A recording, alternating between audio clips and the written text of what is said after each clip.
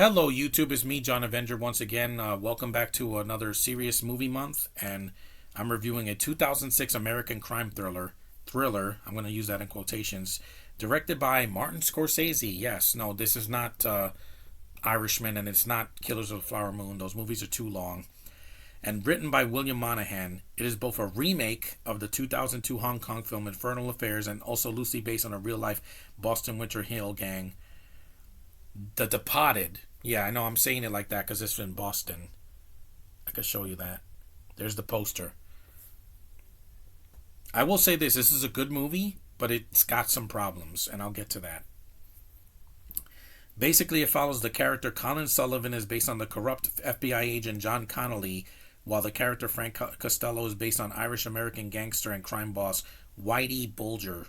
The film stars Leonardo DiCaprio, great cast mostly, Matt Damon, Jack Nicholson, Mark Wahlberg, Martin Sheen, Bray Winstone, Vera Farmiga, Alec Baldwin, Anthony Anderson, and James Badge Dale in supporting roles. And yes, this got all the Oscar praise. This is the movie that won Scorsese his only Oscar for Best Picture, and he deserves it. I just think the movie's too damn long. I'm sorry. Scorsese, you can make a movie 2 hours or less. Why does every movie you have to do now have to be over 2 hours or 3 hours like Killers of the Flower Moon? You don't have more to say. You have less to say. With the writer's strike, we lost a lot of freaking franchises, and we lost a lot of time. Movies got delayed, movies got canceled, movies got shelved, and films were not well written last year. And the budget is not the problem. This movie only cost $90 million. That's fine. There's no bad CGI in it or anything. And this is not Scorsese's longest film. It was at the time before The Irishman, but again, pre-pandemic, 2 hours and 30. It's 2 hours and 31 minutes. Yeah, that's a little bit too long for me. The film takes place in Boston, Massachusetts, and the surrounding metro area, primarily in the South Boston neighborhood. Irish mob boss Frank Costello, Jack Nicholson plants Colin Sullivan as a spy within the Massachusetts State Police.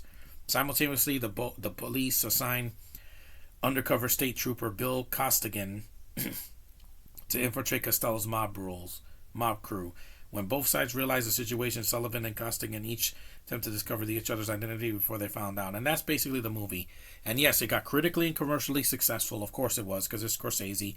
It received acclaim for its direction, performances. Most of the performances are good, except for Ray Winstone. His Boston accent is terrible, because he's a Brit trying to pretend to be from New England, and it fails. Sorry, mate. Anyway, it won several accolades, including 4 Oscars: Best Picture, Best Director, Best Adapted Screenplay, and Film Editing. It needed a better editing, though. It needed to be shorter. The film received 6 nominations in Golden Globes, blah, blah, blah, yeah. But DiCaprio didn't win for this. He won for that other movie, The Revenant. It is a good movie. It's shot well. The acting is great. The writing, I just think, is kind of weak.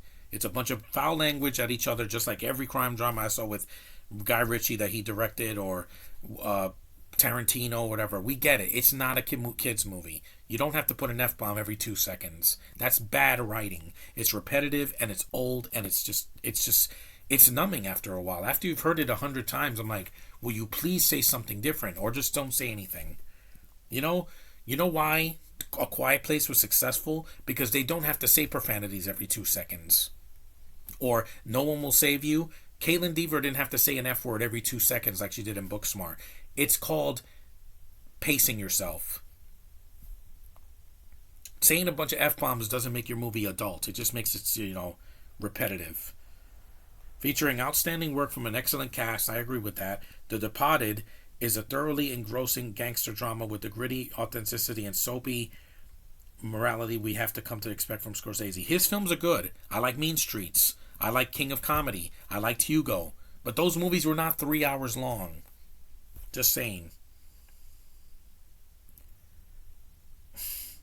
And the original movie, Infernal Affairs, is only an hour and 41 minutes. It's like an hour shorter than this. Why? Because Asians don't like to waste your time. Most of the time. Godzilla Minus One is not 3 hours. Yes, some of their Japanese animes are long. But again, it is what it is. It's a long story. But this movie is well made. I'm not going to watch it again for a while, but I get why people were into it. And like I said, It needed to be shorter. The Farrah Farmiga subplot that goes, she's like with two men in the movie, and it could have been cut. If you have nothing for these women to do, don't put them in the movie.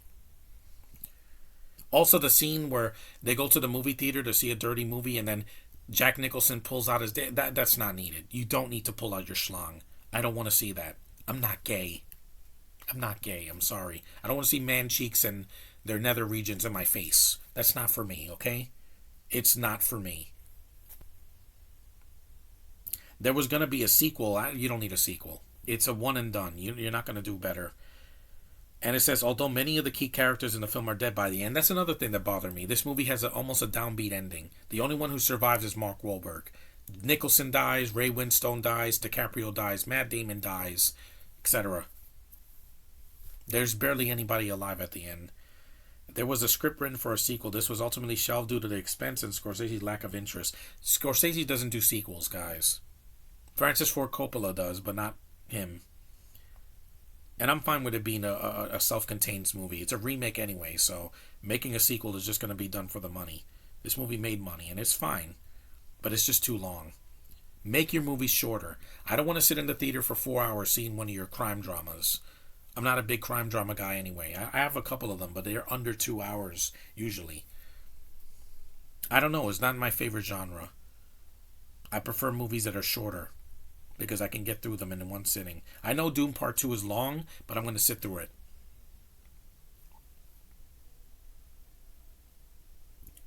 And also, movies that are coming out later this year. Deadpool 3 could be 2 hours and it won't bother me, because I'm going to laugh a lot.